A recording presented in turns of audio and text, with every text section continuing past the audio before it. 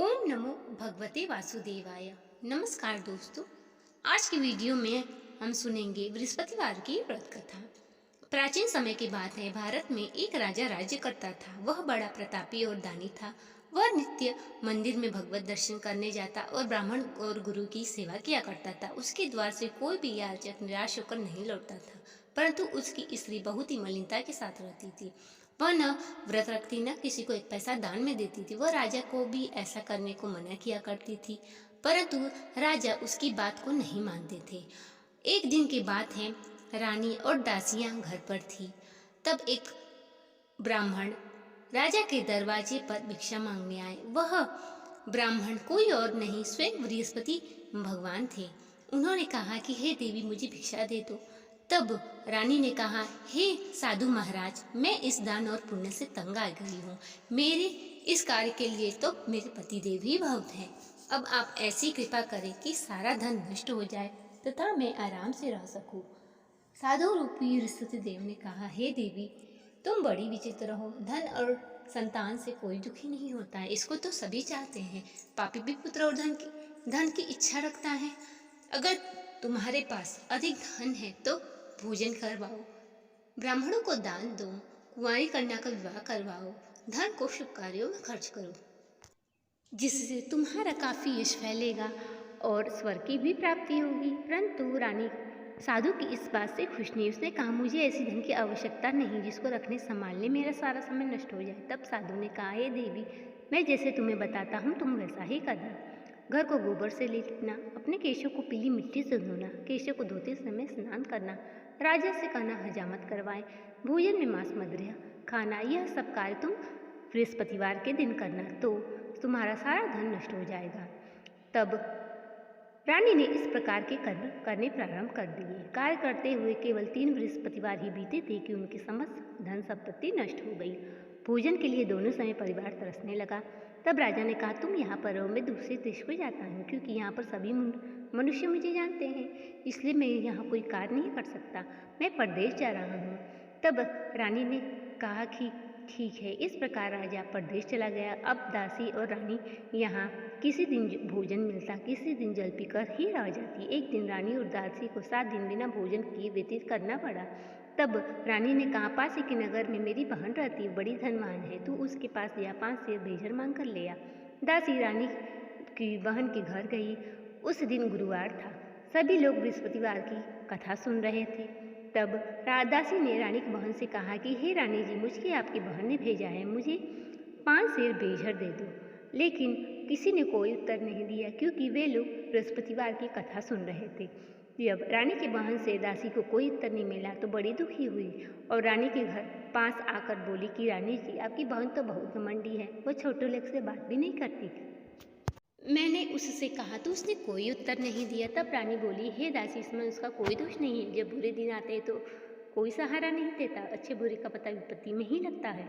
जो ईश्वर की इच्छा होगी वही होगा। इस प्रकार जब रानी की बहन की कथा समाप्त हुई तो वह अपने रानी बहन के घर आई और कहने लगी, हे बहन, मैं बृहस्पतिवार की कथा सुन रही थी, कहो दासी क्यों गई थी। तब रानी बोली कि वैसे तुमसे कोई बात छिपी नहीं है, हमारे घर अनाज नहीं था, इसलिए मैंने उसकी तुम्हेरे पास 5 सेर भेजर लेने के लिए भेजा था। तब रानी की बहन ने कहा, बृहस्पति भगवान सबकी मनोकामना पूर्ण करते हैं, देखो शायद तुम्हारे घर में अनाज रखा हो। यह सुन दासी घर के अंदर गई। उसे बड़ा आश्चर्य हुआ। उसे एक बड़ा घड़ा भेजर का बड़ा मिला। उसने एक एक बर्तन देख लिया था, परंतु कुछ न था। तब उसने आकर रानी से कहा कि हे रानी जी, वैसे हमको अन्न नहीं मिलता तो हम रोज़ ही व्रत किया करते हैं, अगर इनसे व्रत की विधि पूछ ली जाए तो हम भी क्या करेंगे। इस प्रकार रानी ने अपनी बहन से व्रत के बारे में पूछा। तब रानी की बहन ने बताया कि बृहस्पतिवार को सूर्य से पूर्व स्नान करके भगवान विष्णु का केले के वृक्ष के जड़ में गुड़ व चने की दाल डाल कर पूजन करो, उसके बाद कथा कहो। इस प्रकार करने से तुम्हारा सब कष्ट दूर हो जाएंगे और भगवान की कृपा से धन संपत्ति भी मिलेगी। रानी की बहन चली गई। उसके बाद गुरुवार आया तो रानी ने इस प्रकार भगवान विष्णु का पूजन किया। गुड़साल में जाकर चना बीन लाई और गुरुवार का व्रत रखा। उन्होंने व्रत रखा था, इस कारण भगवान प्रसन्न थे। 2 थालों में सुंदर पीला भोजन लेकर आए और दासी को देकर बोली, यह भोजन तुम्हारे और रानी के लिए है, तुम दोनों करना। भोजन पाकर दासी बड़ी खुश हुई और रानी से कहने लगी, रानी जी भोजन कर लो। रानी को भोजन आने के बारे में कुछ नहीं पता था। उसने कहा, क्यों तो व्यर्थ में हमारी हंसी उड़ाती है। तब दासी भोजन रख कर बोली कि कोई व्यक्ति 2 थालों में भोजन दे गया है, वह व्यक्ति हमारे और आपके लिए दे गया है, तो मैं और आप साथ साथ भोजन करेंगे। दोनों ने गुरु भगवान को नमस्कार कर भोजन प्रारंभ किया। उसके बाद से उनके सभी दुख और कष्ट दूर हो गए। एक दिन की बात है, रानी कहने लगी, राजा पता नहीं किस हालत में होंगे।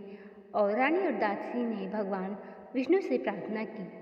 तब भगवान विष्णु ने राजा के स्वप्न में जाकर कहा कि हे लकड़हारे, तू इस सुनसान जंगल में क्या करता है। तब लकड़हारे की आंखों में आंसू भर आए और कहने लगा कि हे महात्मा।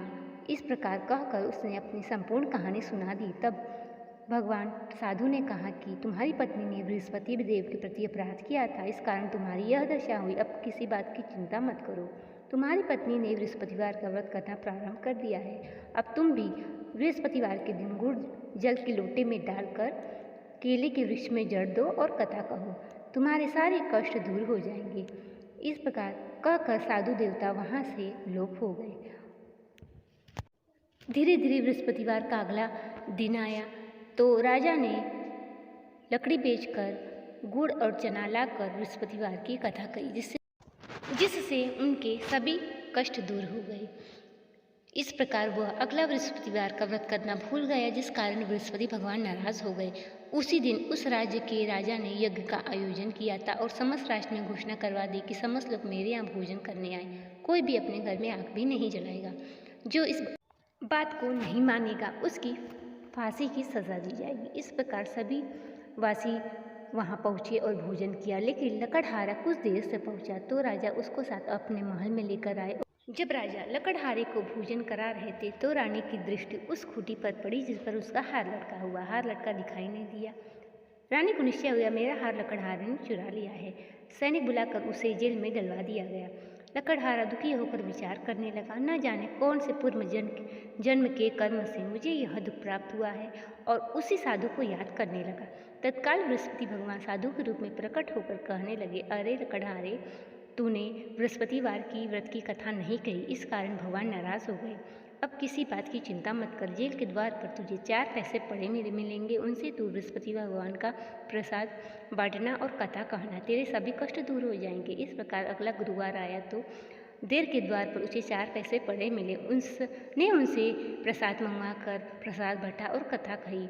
उसी रात्रि को बृहस्पति देव ने उस राजा को स्वप्न कहा, तूने जिस आदमी को जेल खाने में बंद किया है वह निर्दोष है, वह राजा है, उसे छोड़ दे, नहीं तो मैं तेरे यश को नष्ट कर दूंगा। इस प्रकार राजा सुबह उठकर लकड़हारे को बुलाकर क्षमा मांगी और राजा के योग्य वस्त्र आभूषण देकर उसे विदा कर दिया। जब लकड़हारा अपने नगर के निकट पहुंचा तो उसने देखा कि राज्य में बहुत से मंदिर, बाग, धर्मशालाएं बने हुए थे। तब उसने पूछा कि यह किसी बाग और धर्मशाला है। सब लोग कहने लगे कि रानी और दासी द्वारा बनवाए गए हैं। तब राजा को गुस्सा आया और क्रोध भी आया। रानी ने सुना कि राजा आ रहे हैं तो उसने दासी से कहा कि हे दासी, दरवाजे पर खड़ी हो जा, नहीं तो राजा हमको इसी हालत में देखकर कहीं लौट न जाए। रात दासी दरवाजे पर खड़ी हो गई। राजा आए, उनके अपने साथ महल में ले आई। तब राजा ने क्रोध करके तलवार निकाली, पूछने लगा, बताओ यह धन तुम्हें कैसे प्राप्त हुआ। तब रानी और दासी ने कहा कि हाँ, यह धन हमें बृहस्पति देव के प्रभाव से प्राप्त हुआ है। इस प्रकार तब राजा ने कहा कि 7 रोज़ तो सभी बृहस्पतिवार का व्रत रखते हैं, लेकिन दिन में मैं 3 बार कथा करूँगा तथा रोज़ व्रत किया करूँगा। अब राजा के दुपट्टे में हर समय चने की दाल बदी रहती। एक दिन राजा ने अपनी रानी से कहा कि मैं अपने बहन के घर जाऊँगा। इस प्रकार वह घोड़े पर सवार होकर बहन के यहाँ चल दिया। मार्ग में उसने देखा कि कुछ आदमी मुर्दे को लिए जा रहे हैं। उसने कहा, अरे भैया, तुम मेरी बृहस्पतिवार की कथा सुन लो। कुछ आदमी बोले, हमारा आदमी मर गया है और इसको अपनी कथा की पड़ी है। लेकिन कुछ आदमी बोले, अच्छा कहो, हम तुम्हारी कथा भी सुनेंगे। इस प्रकार राजा ने दाल निकाली, कथा शुरू कर दी। कथा आदि हुई तो मुर्दा हिलने लगा और कथा समाप्त होते हुए राम राम करते हुए मुर्दा उठ खड़ा हो गया। राजा आगे बढ़ा, उसे एक किसान में हल चलाता मिला। किसान खेत में हल चला रहा था। उसने कहा, अरे मेरे भैया, मेरी बृहस्पतिवार की कथा सुन लो। किसान ने कहा, जब तक तेरी कथा सुनूंगा 4 हरिया जोत लूंगा, जा तू कथा किसी और को सुनाना। इस प्रकार राजा आगे बढ़ा। राजा के हटते ही बैल बैल पछाड़ खाकर गिर गए और तब किसान की पत्नी रोटी लेकर आई। बेटे से सब हाल पूछा। बेटे ने सभी हाल कहा। पत्नी दौड़ी दौड़ी घुड़सवार के पास गई और कहने लगी कि हे राजा, तू मेरी कथा मेरे खेत पर चलकर कहना। राजा ने कथा कही, जिससे सुनकर किसान का पेट का दर्द बंद हो गया। अब राजा आगे बढ़ा, बहन के घर पहुंचा। बहन ने भाई की खूब मेहमानी की। अगले रोज राजा प्रातः जगा तो उसने देखा कि सभी लोग भोजन कर रहे हैं। राजा ने कहा, ऐसा कोई मनुष्य हो जिसने भोजन न किया हो, जो मेरा बृहस्पतिवार की कथा सुन ले। तब रानी ने कहा कि हे भैया, इस यहाँ तो सभी लोग पहले भोजन करते हैं, बाद में अन्य काम करते हैं। अगर कोई पड़ोस में हो तो दिखाती हूँ। वह उसे पता चला कि कुम्हार के घर किसी ने भोजन नहीं किया है, क्योंकि उसका लड़का 3 दिन से बीमार था।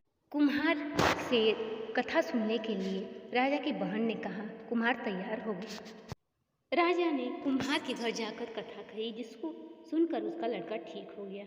अब तो राजा की प्रशंसा होने लगी। राजा ने कहा, मैं अपने घर जाऊंगा, बहन तुम भी तैयार हो जाओ। परंतु बहन ने अपने सास के भाई के साथ जाने की आज्ञा मांगी। सास बोली, चली जा, परंतु किसी लड़के को मत ले जाना, क्योंकि तेरे भाई को कोई संतान नहीं होती। बहन ने कहा, भाई मैं तो चलूंगी, परंतु कोई बालक नहीं जाएगा। तब भाई ने कहा कि जब कोई बालक नहीं जाएगा तुम जाकर क्या करोगी। दुखी मन राजा अपने नगर को लौट गया और अपने रानी से कहने लगा, हम निसंतान हैं, इसलिए कोई हमारे घर आना पसंद नहीं करता। तब रानी ने कहा कि गुरु भगवान ने हमें सब कुछ दिया है, वे हमें संतान भी अवश्य। उसी रात को विष्णु भगवान ने राजा को स्वप्न में कहा कि हे राजा, उठ, सभी सोच त्याग दे, तेरी रानी गर्भवती है। 9वें महीने रानी के गर्भ से एक सुंदर पुत्र पैदा हुआ। बृहस्पति भगवान ऐसे ही है, जिसकी मन में जो कामनाएं रहती है सभी को पूर्ण करते हैं। बोलो बृहस्पति महाराज की जय। तो दोस्तों, ये थे बृहस्पतिवार की कथा। वीडियो पसंद आया हो तो चैनल को लाइक, शेयर और सब्सक्राइब ज़रूर करें।